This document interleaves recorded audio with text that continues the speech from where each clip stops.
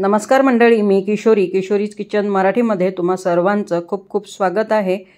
उद्या चतुर्थी आहे आणि चतुर्थीला बरेच जण बिना मिठाचं खातात, तर आज मी तुमच्यासाठी 3 प्रकारच्या रेसिपीज घेऊन आलेली आहे।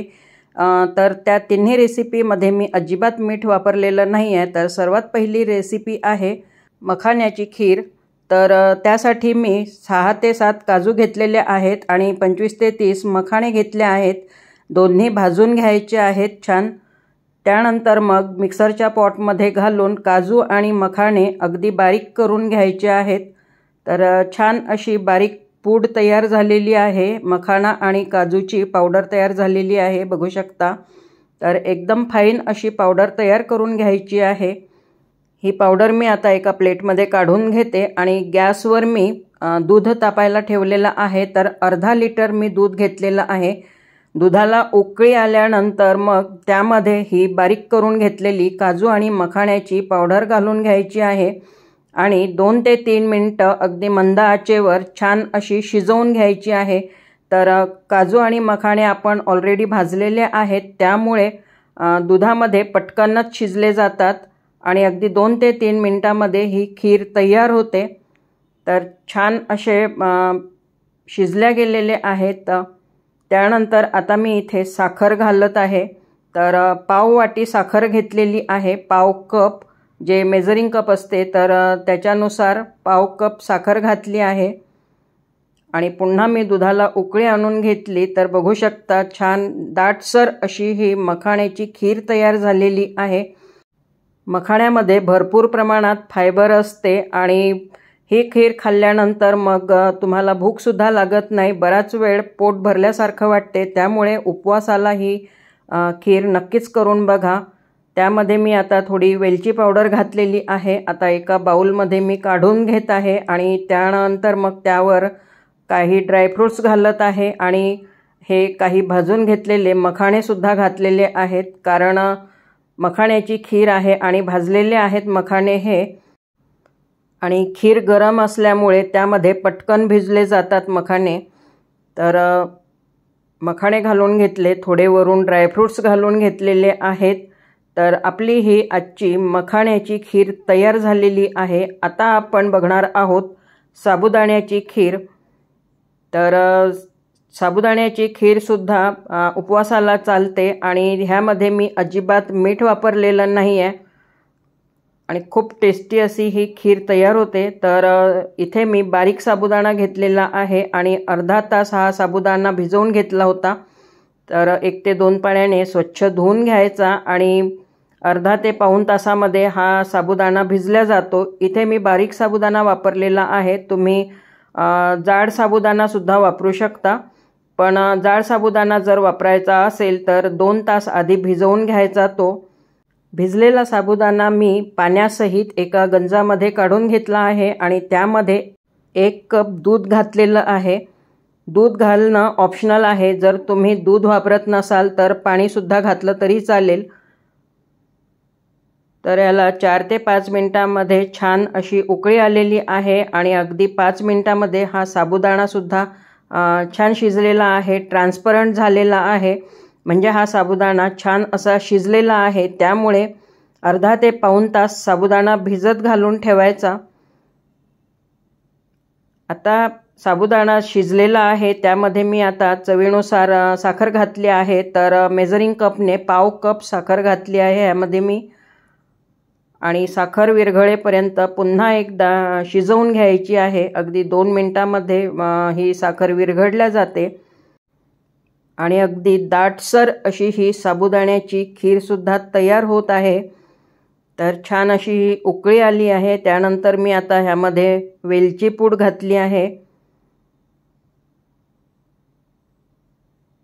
1 टेबलस्पून खोबऱ्याचं कीस घातलेलं आहे आणि थोडे ड्रायफ्रूट्स घातलेले आहेत, कट केलेले, अगदी बारीक कापून घेतले आहेत मी ड्रायफ्रूट्स। मिक्स करून घ्यायचं। तर आपली ही साबुदाण्याची खीरसुद्धा तयार आहे। बरेच जण उपवासाला साबुदाण्याची खिचडी करत असतात, पण खिचडी ही जड होते, तर त्यामुळे अशी साबुदाण्याची खीरसुद्धा आपण करून खाऊ शकतो। आणि ह्या खीरमध्ये मी अजिबात मीठ वगैरे घातलेलं नाही आहे, त्यामुळे तुम्हाला जर मीठ चालत नसेल उपवासाला तर ही खीर तुम्ही नक्कीच करून बघा। तर छान अशी ही दाटसर साबुदाण्याची खीरसुद्धा आपली तयार आहे। आता तिसरी रेसिपी आहे बटाट्याचा शिरा। तर बटाट्याचा शिरासुद्धा खूप चविष्ट असा तयार होतो आणि ह्यामध्ये सुद्धा मी अजिबात मीठ टाकलेलं नाही आहे, त्यामुळे तुम्ही चतुर्थीच्या उपवासाला किंवा तुम्हाला जर कुठला उपवासाला मीठ चालत नसेल तर कुठल्याही उपवासाला तुम्ही असा हा बटाट्याचा शिरा करून खाऊ शकता। तर इथे मी 4 बटाटे उकळून घेतलेले आहेत। हे उकडलेले बटाटे सोलून घ्यायचे आणि मग किसणीवर किसून घ्यायचे आहे, त्याचा किस पाडून घ्यायचा आहे। त्यामुळे मग बटाट्यांच्या अजिबात गुठळ्या गाठी वगैरे राहत नाही, एकसारखा बटाटा किसला जातो आणि शिरा आपण जेव्हा करतो तेव्हा तो सुद्धा खूप छान असा तयार होतो। तर मी सर्व बटाटे किसून घेतले। आता इथे एका नॉनस्टिकच्या पॅनमध्ये मी 2 मोठे चम्मच तूप घातलेलं आहे।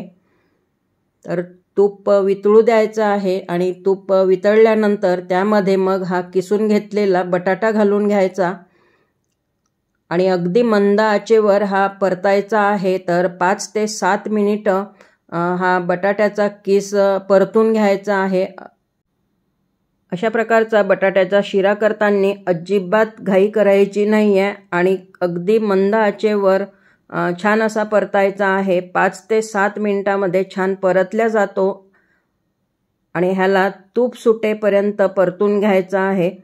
त्यामुळे एकदम मोकळा असा हा बटाट्याचा शिरा तयार होतो आणि लक्षात सुद्धा येत नाही की आपण हा बटाट्याचा शिरा तयार केलेला आहे। बघू शकता मी 5 ते 7 मिनिटं छान असं परतलेलं आहे आणि बाजूला तूप सुद्धा सुटलेलं आहे। तर ह्या स्टेजवर येईपर्यंत हा बटाट्याचा किस परतून घ्यायचा आहे। त्यानंतर आता इथे मी पाव कप साखर घातलेली आहे